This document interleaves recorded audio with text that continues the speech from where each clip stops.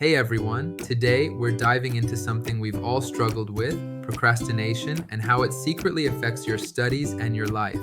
Have you ever opened your textbook and suddenly found yourself spending an hour on TikTok? Or have you set yourself a goal several times but failed to achieve it each time? You tell yourself, I'll start in 5 minutes, but somehow that 5 minutes turns into the entire afternoon. Yes, that's procrastination. And in this video, I will show you how it takes control of our minds, how it manipulates our behavior, and most importantly, how we can fight back. So let's break it down. What is procrastination? It's not laziness. It's the act of intentionally delaying tasks that need to be done, even though we know this delay might lead to negative consequences. It usually begins when we face a difficult or stressful task. That task triggers negative emotions, maybe boredom or anxiety. To escape those feelings, our brain looks for something easier, something instantly rewarding, like scrolling on TikTok, watching videos, or chatting with friends. For a moment, we feel better, but as the deadline gets closer, the anxiety comes rushing back, even stronger than before. But why does our brain keep falling for it? Here's what's really happening inside your brain. In biology, the core of procrastination can be traced back to our brain's reward system. Our brains are naturally wired to prefer short-term, certain rewards over long-term, uncertain ones. This tendency is mainly driven by dopamine, the chemical that makes us feel pleasure and motivation. Activities like scrolling through social media or watching short videos trigger a quick, powerful release of dopamine, creating an instant sense of satisfaction. In contrast, studying or working offers rewards that come much later, so our brain instinctively turns toward the easier source of pleasure.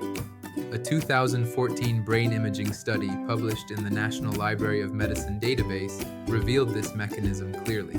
Researchers found that when people chose immediate rewards, regions linked to decision-making and reward, such as the prefrontal cortex and striatum, showed stronger activity. This provides direct neurobiological evidence for our natural tendency to prefer short-term rewards over long-term ones. Over time, this fast dopamine reward trains your brain to repeat procrastination again and again. To better understand everyone's procrastination habits, we conducted a small survey. Here are the results. The data shows that about 90% of students believe they have some degree of procrastination. Nearly half of them said they often delay doing their homework. Moreover, only a small number of students feel confident that they can overcome this problem on their own. As we can see, procrastination is almost a shared struggle among us, and many people feel powerless against it. So, what's the big deal? Procrastination can seriously damage how we learn. When we procrastinate in our studies, we leave less time for our brains to process and store information, and the knowledge gained through last-minute cramming simply cannot be stored in long-term memory. A classic study published in Psychological Science in 1997 followed college students throughout an entire semester. Researchers Diane M. Tice and Roy F. Baumeister first measured how prone the students were to procrastination, then tracked their stress levels, health, and academic performance over time. At the beginning of the semester, procrastinators actually reported lower stress because they were delaying their work. But by the end of the semester, things changed dramatically. Procrastinators experienced significantly higher stress, more health problems, and received lower grades than their non-procrastinating peers. This study shows that procrastination doesn't just waste time. It changes how efficiently your brain learns. Moreover, constant procrastination brings a heavy mix of stress, anxiety, guilt, and self-blame. Over time, it can also slowly erode our confidence. But why do we keep doing it, even when we know it hurts us? The first reason is that when we procrastinate, our brain often slips into a kind of foggy state. We're not even sure what the task will give us in return. It feels like we could do it now, later, or maybe not at all. And since it doesn't seem urgent, our mind keeps hesitating until it finally decides to do something that gives instant satisfaction instead. So we end up doing nothing productive, just another day spent scrolling on our phones. The second reason is what psychologists call task aversion. When something feels boring, difficult, or meaningless, our brain automatically resists it. It starts to link the task with pain or discomfort and then does everything it can to avoid it. And there's another reason: perfectionism. Many procrastinators have a strong desire to make everything perfect. Every project, every piece of work.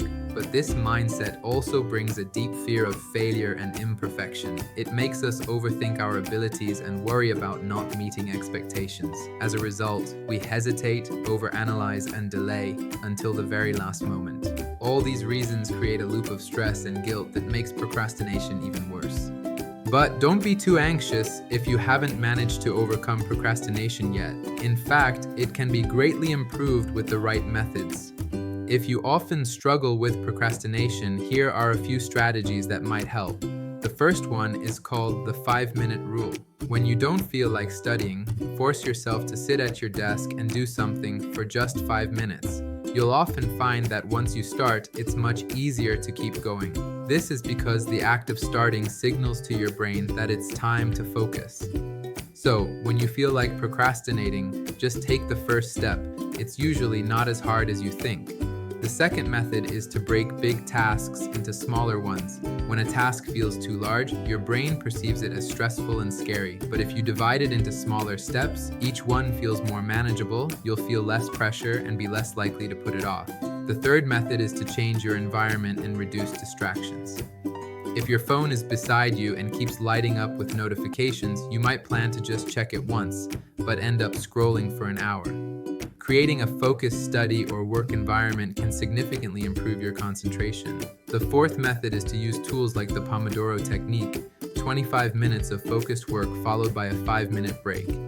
A recent study published in BMC Medical Education found that this technique helps maintain attention, reduces mental fatigue, and improves task performance more effectively than unstructured rest. All of these methods can help you strengthen your focus and self-motivation, making it easier to prevent procrastination from taking over. So, to wrap it all up, procrastination isn't a character flaw. It's a battle between our biological instincts and the endless distractions of the modern world.